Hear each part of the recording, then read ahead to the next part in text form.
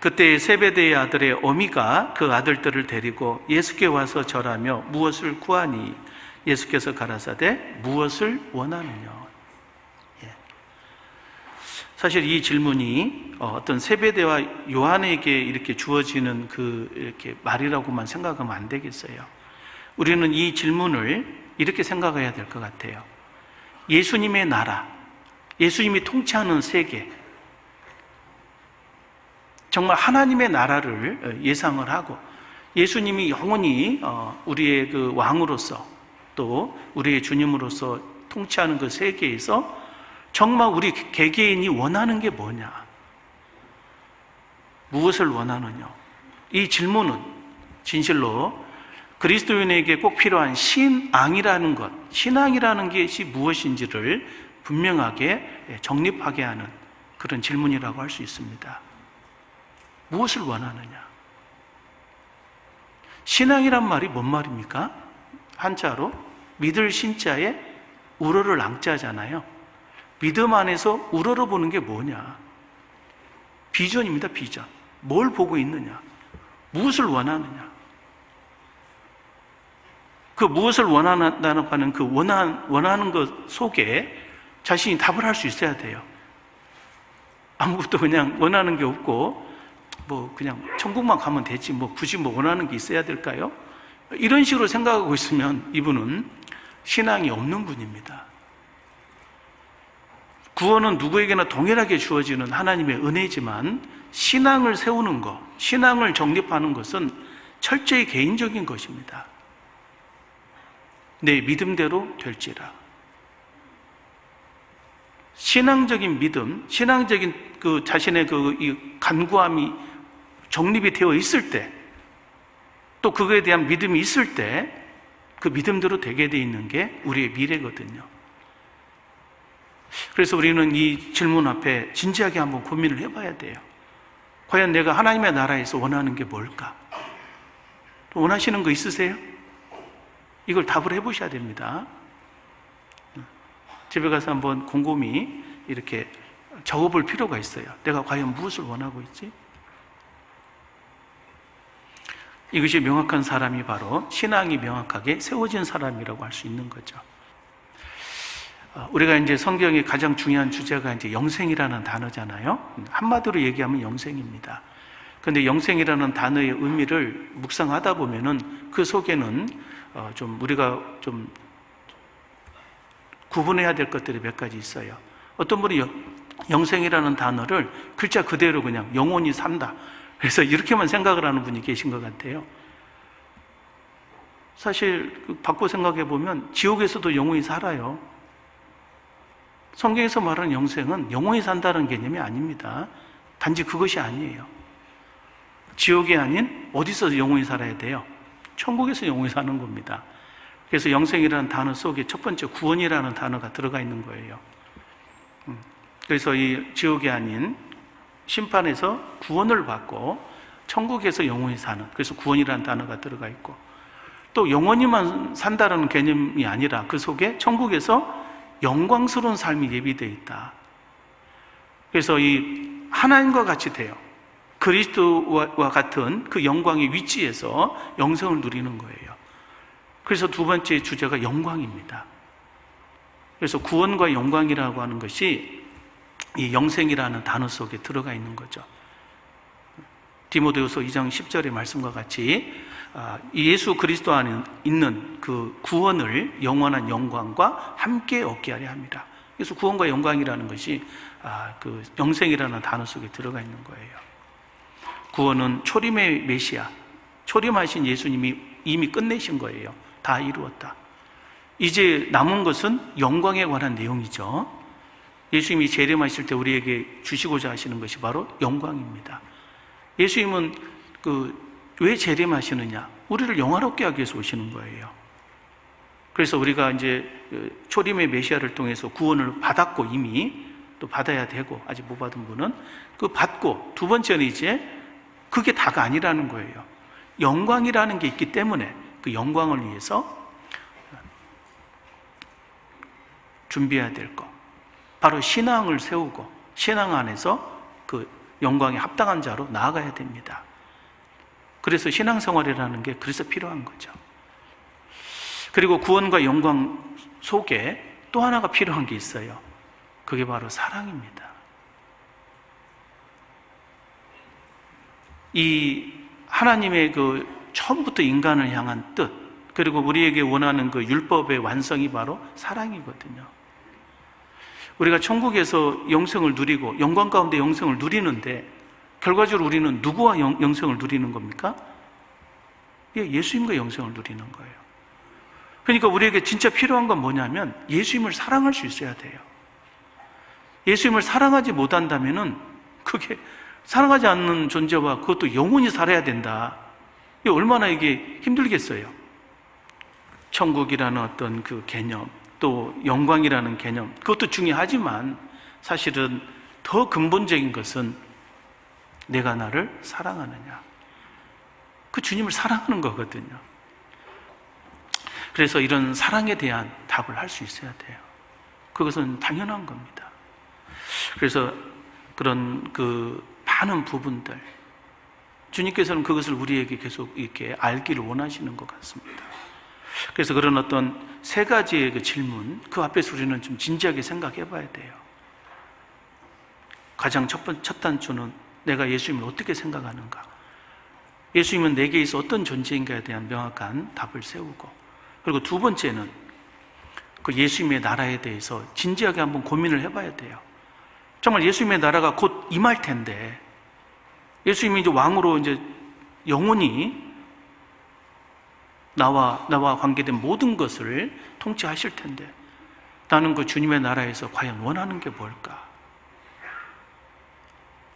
오늘은 그 부분을 좀 더 진지하게 생각해 봤으면 좋겠습니다. 무엇을 원하느냐? 그 무엇을 원하느냐 앞에요, 더 묵상하다 보면은 크게 세 가지의 내용이 들어 있습니다. 영어로 말한다면, 죄송합니다, 영어도 못하면서 표현해서, 첫 번째는 What do you want to do? 무엇을 하기를 원하느냐? 뭘 하기를 원하는지를 첫 번째 생각해 봐야 돼요. 두 번째는 What do you want to be? 무엇이 되기를 원하는지. 뭘 하는 것도 하는 거지만 내가 어떤 사람이 돼야 될지도 한번 생각을 해봐야 됩니다. 그리고 세 번째는 정말 하나님 앞에 내가 얻기를 원하는 거, 그죠? What do you want to have? 무엇을 갖기를 원하는지. 간절한 게 있을 거 아니에요. 그 세 가지 질문 속에 한번 답을 해봐야 돼요. 넌 어떤 사람이 되기를 원하냐? 그리고 무엇을 갖기를 원하느냐? 내가 주마. 그 소경들은 뭐였어요? 그 질문 앞에서 무엇을 원하느냐? 보기를 원합니다. 내 믿음대로 되라.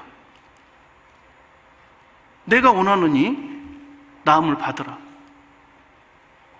그 질문 앞에 원하는 대로 해주시는 겁니다. 받기를 원하는 자는 정말 귀한 걸 주시는 거고, 또 어떤 사람이 되기를 원하느냐? Want to be. 그게 되게끔 하는 거예요. 또 정말 내가 주님을 위해서 뭘 하고 싶은 게 있을 거 아니에요? What do you want to do? 뭘 할래? 그걸 세울 수 있어야 되는 겁니다. 그게 신앙에 대한 명확한 그 개념이 잡혀야 되는 거예요. 그게 세워지지 않는다면 그분은 사실 신앙이 아직 온전치 않다고 할 수 있는 거예요. 그래서 우리가 이 예수님의 질문, 그 예수님의 나라가 이루어졌을 때, 이제 왕으로 예루살렘 성에 입성하시는 그 앞에서 한번 이 질문 앞에 답을 해야 됩니다. 지금 현재를 사는 우리들은 그 예수님의 나라가 곧 우리에게 다가오잖아요, 지금. 정말 문 밖에서 지금 문을 두드리고 있습니다. 아마 예루살렘 그 성전 문을 좀 열려고 지금 바로 그 앞에 오신 것과 같다고 할 수 있어요.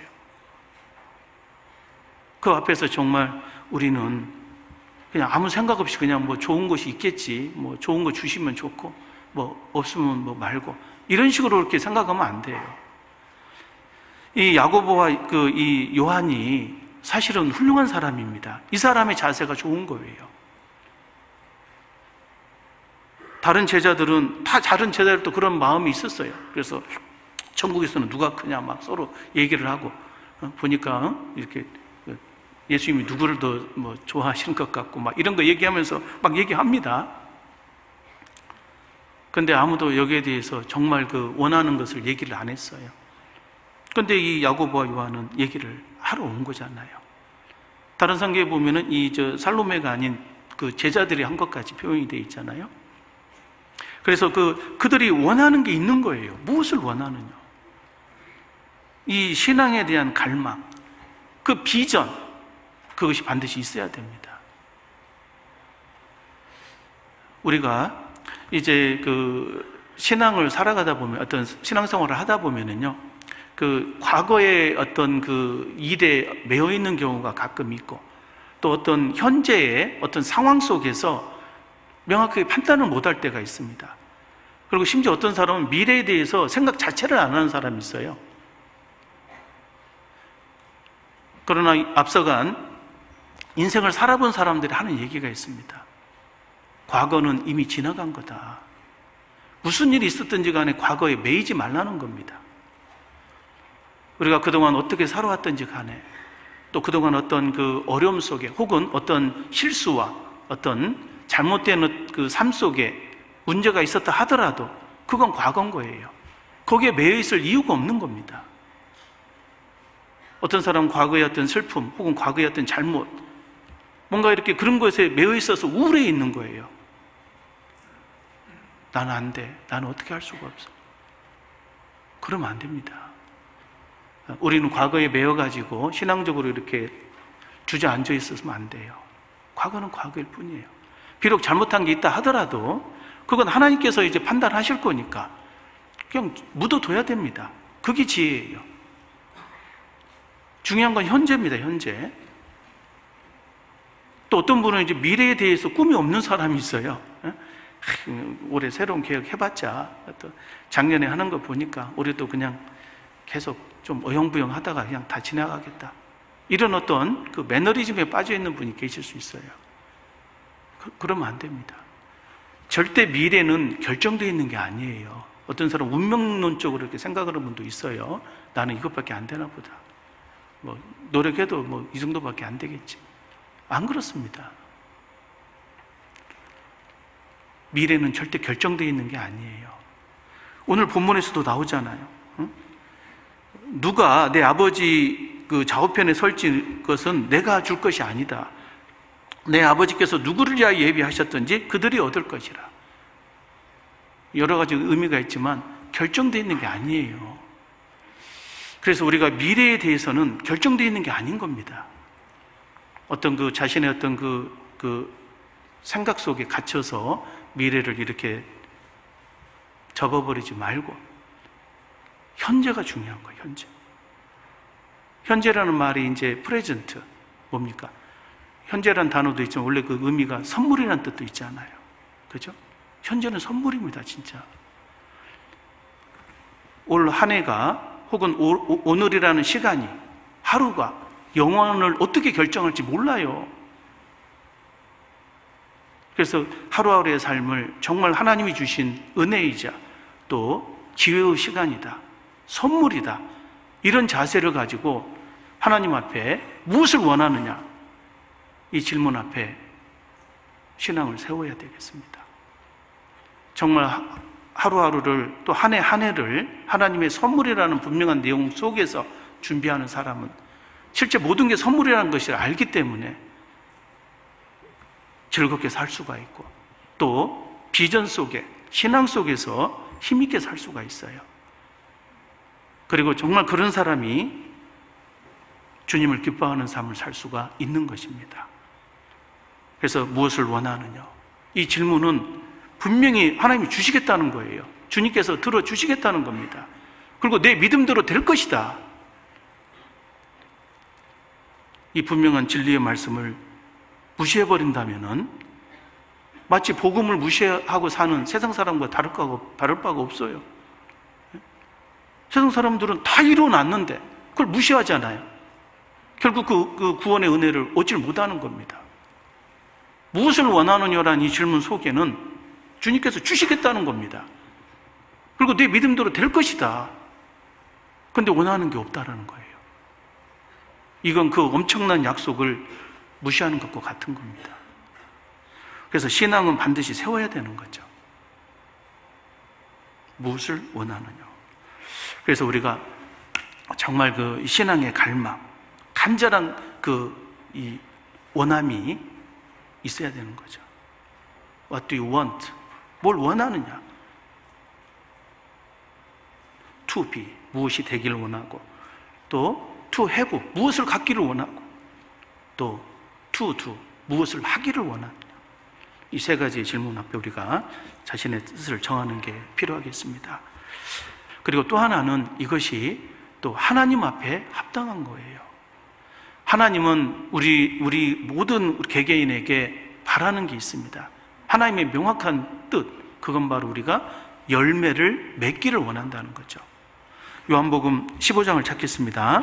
이 요한복음 15장은 우리가 어떻게 알고 있었습니까? 이 포도나무의 비유. 그냥 교제에 붙어 있어야 된다. 이것만 깊이 생각을 했었잖아요. 전도집회 때 이걸 많이 강조하니까. 근데 사실은 이 요한복음 15장의 내용은요, 그냥 붙어 있으라는 것으로 끝이 아니에요.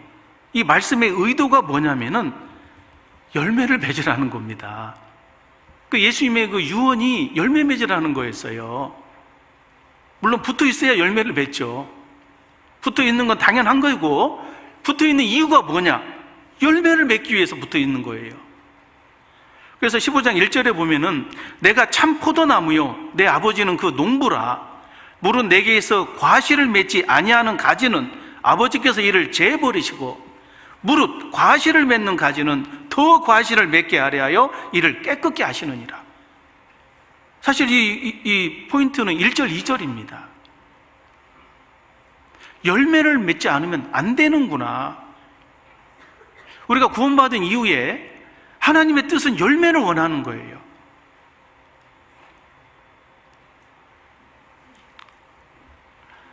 농부라고 되어 있습니다. 농부는 농사꾼들 보면 참 그러잖아요. 가끔 이렇게 전지 작업할 때 보면요, 우리 입장에서는 좀 이렇게 좋아 보이고 살아있는 것 같은데 열매 못 맺는다고 과감하게 잘라버립니다. 열매 맺는 것만 더 잘 맺히게 하려고 막 비닐봉지도 씌워주고, 그렇죠? 또 약도 더 주고 더 신경을 써요. 열매를 맺지 않는 건 문제가 있는 겁니다. 예수님께서 무화과나무에 와서 열매를 원했지만 열매가 없잖아요. 잎만 무성하고 바로 저주해버렸습니다. 그냥. 그것이 무엇을 의미합니까? 열매를 맺지 않는 나무는 의미가 없는 거예요. 이게 내 개인의 삶에 한번 적용해서 주님께서 내게 생명을 넣어주시고 또 나를 통해서 열매를 맺기를 원하실 거 아니겠습니까? 우리는 교제 안에 있으므로 생기는 유지됩니다. 붙어 있으니까. 근데 생기만 있지 열매를 맺지 않는다면 이건 문제라는 거죠. 하나님께서 이사야서에 내가 극성품 포도나무를 심었다. 근데 왜 들포도를 맺히는 거냐? 내 삶을 통해서 내가 하나님 앞에 정말로 드실 만한 그런 참 포도 열매를 맺히고 있는가? 혹은 들포도를 맺히고 있는 건 아닌가? 그 부분을 깊이 생각해야 돼요. 그래서 하나님께서는 정말 열매를 원하는 거예요. 열매를 맺지 않으면요, 하나님은 분노하십니다. 열매를 맺어봐야 비로소 하나님 앞에 온전해지는 겁니다. 그리고 아이들을 키우면 그렇잖아요. 왜 자식들에게 나이 드신 부모님들이 왜 결혼을 해라, 그리고 결혼해서 빨리 아이를 낳아보라고 하잖아요. 그거 경험을 못 해보면요, 사실은 온전히 그 성인이라고 하기가 어려운 거예요. 아직도 자기만 알고 있고 누구를 위해서 희생하는 법을 모르고 마음도 좁아져 있어요. 아직도 이 꽃봉오리가 개화가 안 되면 아직도 막 이렇게 막 하고 있잖아요. 개화가 돼야 되는데 하나님 앞에 뭔가 부족한 겁니다. 아직도 열매를 맺어 봐야지 정말 하나님 앞에 온전한 자가 되는 거예요. 그래서 열매 맺는 걸 간절히 원해야 되는 겁니다. 실제로 이 열매 진짜 맺어야 되는구나. 내가 그동안 열매 안 맺고 그냥 지금까지 대충 살았던 게 이게 진짜 부끄러운 거였구나. 이제 맺어야 되겠구나.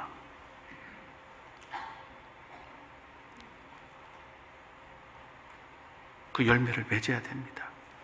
그래서 우리가 이 분명한 하나님의 말씀 앞에 열매를 맺는 정말 한 해가 돼야 되겠다. 이제라도. 그리고 그 열매를 맺기 위해서 좀 생각해 볼 게 있잖아요. 정말 그 많은 분들이 이제 열매를 맺어야 된다는 생각을 안 하니까 이제 시도를 안 하는데, 이제 열매를 맺기 위해서 딱 시도를 하다 보면 이제 또 이제 좀 고민해야 될 게 있어요. 실질적으로 해결해야 되는데, 그죠? 어떻게 해야 될까? 열매를 맺기 위해서 그냥 무조건 그냥 뭐 기도만 열심히 하면 될까? 그런데 열매를 맺기 위해서 한 3가지 정도만을 좀 사전에 좀 준비를 해야 될 게 있는 것 같습니다. 그게 뭐냐면, 첫 번째는 정말 하나님 마음에 합한 사람이 되어야 되겠다. 그 성경의 많은 그 믿음의 그 의인들 중에 가장 그 위대한 인물로 꼽히는 인물이 바로 구약의 그 다윗일 겁니다. 다윗은 우리가 알다시피 그 영원한 그 다윗 언약을 받은 사람이에요. 그 다윗이 왜 그렇게 하나님 앞에 위대한 인물이 되었을까? 그 영원한 그 다윗 언약, 그걸 어떻게 얻었을까? 성경은 그것을 다윗이 하나님 마음에 합한 사람이었다고 얘기하고 있어요. 사도행전 13장을 한번 보겠습니다. 패하시고 다윗을 왕으로 세우시고 증거하여 가라사대, 내가 이새의 아들 다윗을 만나니 내 마음에 합한 사람이라, 내 뜻을 다 이루게 하리라 하시더니, 하나님이 약속하신 대로 이 사람의 씨에서 이스라엘을 위하여 구주를 세우셨으니 곧 예수라. 도대체 왜 다윗이 그렇게 위대한 인물일까? 이해가 안 갔습니다. 저는 이건 승자의 기록 아닌가? 이스라엘 자손이고 또 12지파 중에 유다 지파를 띄우려고 무조건 뭐 다윗은 훌륭하게 쓴 거 아닌가? 이렇게 이제 제가 오해를 했던 적이 있습니다. 근데 나중에 이게 어디서 풀렸냐면은 바로 이 말씀에 풀린 거예요. 하나님 앞에 마음이 합한다는 게 그렇게 중요한 거구나. 그러면서 시편의 말씀이 새롭게 보입니다. 무엇이 의인이고 무엇이 악인인가? 우리는 이제 악인 하면은 뭐 엄청나게 뭐 큰 잘못하고 막 사람 죽이고 이런 사람은 악인으로 보잖아요. 근데 성경에서는 악인이 달라요. 하나님과 관계없이 살아가는 사람, 하나님 안에서 살아가지 않는 사람이 악인인 거예요. 자기 생각대로 하는 사람. 다윗 시대에 정말 많은 사람들이 하나님을 다 믿는 사람들이었거든요. 근데 다윗은 뭐라고 간증했냐면, 왜 이렇게 주변에 악인이 많습니까? 전부 다 하나님 믿는 사람들이었어요. 그런데 다윗이 보기에는 다 악인이었거든요. 겉으로는 하나님을 믿는데 하나님과 동행하지 않아요. 하나님 마음에 합해 있질 않아.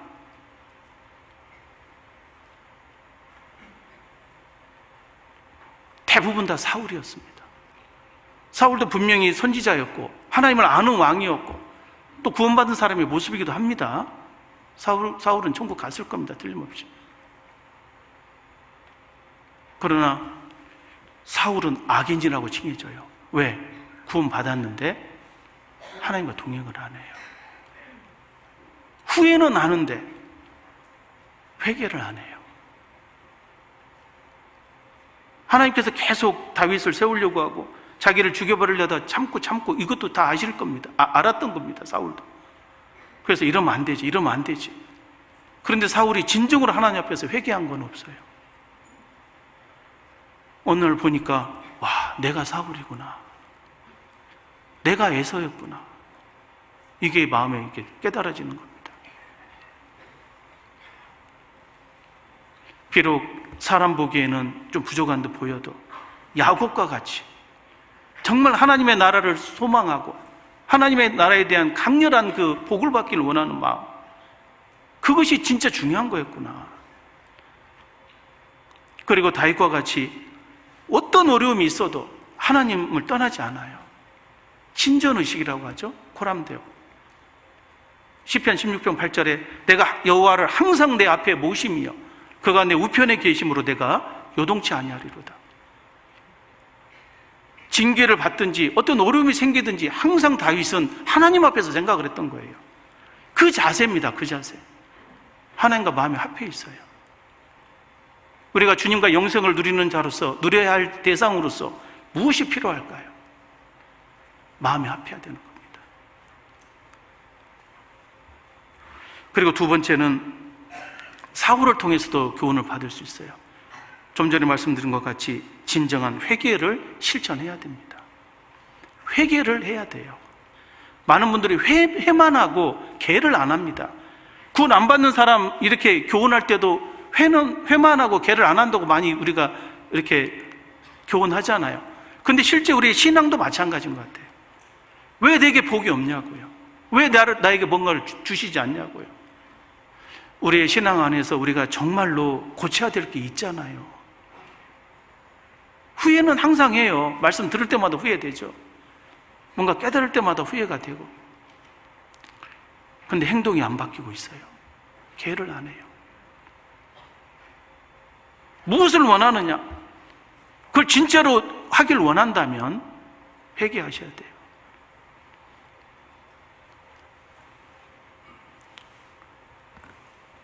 내가 마음을 바로 정하고 주를 향하여 손을 들 때 내 손에 죄악이 있거든 멀리 버리라고 돼 있어요. 버려야 돼요. 진짜 버려야 될 걸 버리고, 그리고 이 간음하는 여자들이요, 두 마음을 품는 거, 세상을 사랑하는 거.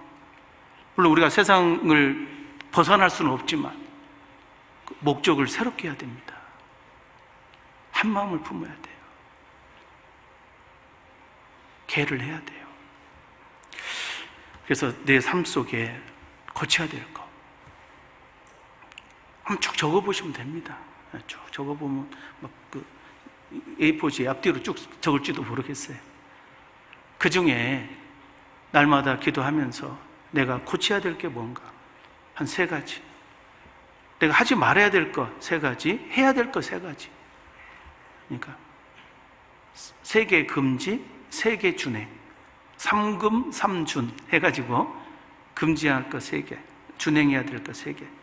이것도 좀 이제 잘 안 될 때가 많습니다. 안 한다고 했는데 그 다음날 또 기도하다 보면 또 한 자신을 발견하고 진짜 안 하겠습니다 했는데 그 다음날 또 기도했더니 또 생각이 나는 거야. 또 했던 것이.